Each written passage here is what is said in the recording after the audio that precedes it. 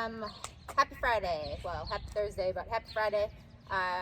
Tomorrow's workout is a chipper style workout, but it is more for quality. So I want you to think about moving with a purpose.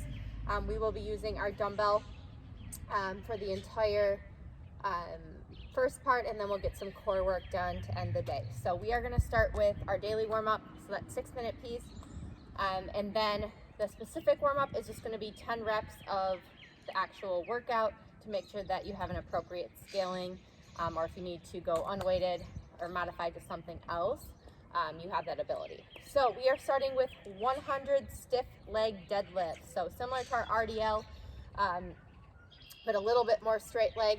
So it's just a very slight knee bend, hinging at the hip. You should feel the tension down the back of your legs.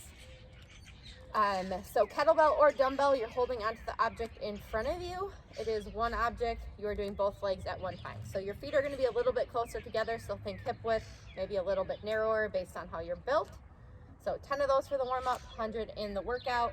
Just kind of move through them. Don't rush them, you guys.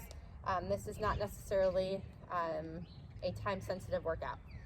Then we are going to 100 bent over rows. So this is going to be 50 each side. So all of them that are single arm or single leg will be 50 each side. So break them up however you wish. So you just have to finish the 100 total. You wouldn't have to do 50 on one side, moving to 50 on the other. So if you want to do 5 sets of 10 on each side, that's up to you. So we are squeezing that elbow to our side, hinging at the hip. So think about that flat back. All right, so 50 each side or 10 total in the warm-up. After our rows, we have 100 reverse step lunges. So back step, that back knee touches the ground, still focusing on that 90-degree angle in the front. If you do not need a weight for this, that's totally okay. Just do a 100 reverse step without a weight. Otherwise, holding that object in that front rack or back rack. So whatever is more comfortable for you is fine. Then we're moving on to 100 floor press. So for this one, you're doing same thing as the row, 50 each side, break it up however you wish.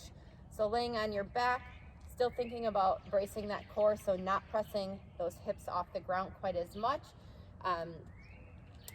Softly hit that elbow to the floor and then pressing up, locking it over your body. So 50 of those each side. Then 100 Cossack Squats. So for this one, if you don't have the range of motion without a weight, don't use a weight.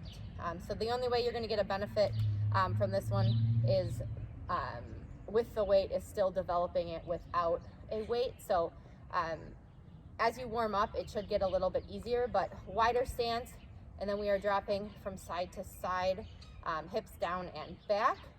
The opposite leg is extended. So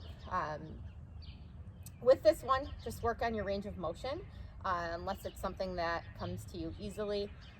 Also for this one, you're going 50 each side. So if you want to do one side at a time, going back and forth, or do 10 to your right, 10 to your left, whatever works for you. If you need a modification, please let me know. And then the last one is our 100 shoulder to overhead. So your choice on strict press, or push jerk, depending on what weight you're using. Same thing, 50 each side, break them up how you wish. All right. So for that one, strict press, feet are underneath our hips. We are just using our shoulders, pressing overhead, and then push press, dip, drive. So using those hips, still thinking about keeping the shoulders stacked over the hips, not dipping forward. And then push jerk, we are dipping. And then as I'm coming to that extension point, I'm re-dipping and ending with that full extension. All right, you guys, so that is your part 1. Part 2 is 3 rounds, 30 seconds of work, 15 seconds of rest of 3 core movements. So you are doing your 3 rounds of your V-ups first, then you're going on to 3 rounds of Superman, then you're going to 3 rounds of your Russian twists. So you'll finish the movement before moving on, 15 seconds of rest after each 30-second effort. So V-ups, we are snapping at that hip, trying to touch those toes. If that does not work, we can go to a single leg V-up. You're just going as hard as you can for those 30 seconds, and then if we need to, we can go to a tuck crunch. Superman, roll into our bellies. We are extending legs and arms, feeling that nice tension in our lower back and our glutes.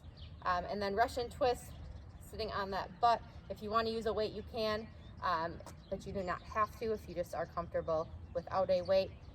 Trying to get our feet off the ground if we can. Let's make sure that we're actually rotating our torso and not just our arms for that one. All right, you guys have fun with this one and have a great Friday.